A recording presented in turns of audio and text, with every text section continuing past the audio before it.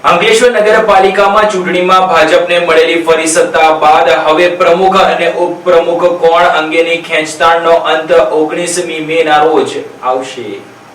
અંકલેશ્વર નગરપાલિકામાં આગામી 19મી મેના રોજ પ્રમુખ ઉપપ્રમુખ તથા કારોબારી સમિતિના અધ્યક્ષ પદોની સત્તાવાર જાહેરાત થવાની શક્યતા વચ્ચે શહેરના રાજકારણમાં ભારે ચહેલપહેલ અને રાજકીય ગરમાવો જોવા મળી રહ્યો છે। રાજપોષથી પહેલા જ સત્તાના સમીકરણોને લઈને અંદરખા અને રાજકીય ગતિવિધિઓ તેજ બની ગઈ છે। વિશ્વસનીય સૂત્રોના જણાવ્યા અનુસાર છેલ્લા કેટલાક દિવસોથી દાવેદારો તેમજ તેમના રાજકીય સમર્થકો વચ્ચે ગુપ્ત બેઠકોનો દોર સતત ચાલ્યો હતો। મંગળવારના દિવસ અને રાત્રિ દરમિયાન અલગ અલગ સ્થળોએ લાંબી ચર્ચાઓ યોજાઈ હોવાનું રાજકીય વર્તુળોમાં ચર્ચાઈ રહ્યું છે। સત્તાની દોડમાં પોતાની દાવેદારી મજબૂત બનાવવા માટે વિવિધ જૂથો દ્વારા રાજકીય ગણિત ગોઠવાયું હોવાનું જાણવા મળે છે। ચર્ચા મુજબ હાલ હોદ્દોના મળનારા દાવેદારોને આગામી ટર્મમાં મહત્વના પદોની ખાતરી આપીને સ્થિતિ સંતુલિત કરવાની કોશિશ કરવામાં આવી છે। રાજકીય નિરીક્ષકોના મતે છેલ્લા દિવસોમાં થયેલા ડેમેજ કંટ્રોલ પ્રયાસો બાદ પક્ષની અંદર તાત્કાલિક શાંતિ જોવા મળી રહી છે। જાહેરમાં એકતા દર્શાવાઈ રહી છે, જ્યારે અંતિમ નિર્ણય અંગે રાજકીય ઉત્સુકતા યથાવત છે। નગરપાલિકાની સાથે જ અંકલેશ્વર તાલુકા પંચાયતમાં પણ પ્રમુખ સહિતના હોદ્દેદારોની વરણી થવાની અટકળોએ જોર પકડ્યું છે। જો આવું થાય તો સ્થાનિક રાજકારણનું સંપૂર્ણ ચિત્ર આગામી દિવસોમાં સ્પષ્ટ થવાની શક્યતા વ્યક્ત કરવામાં આવી રહી છે।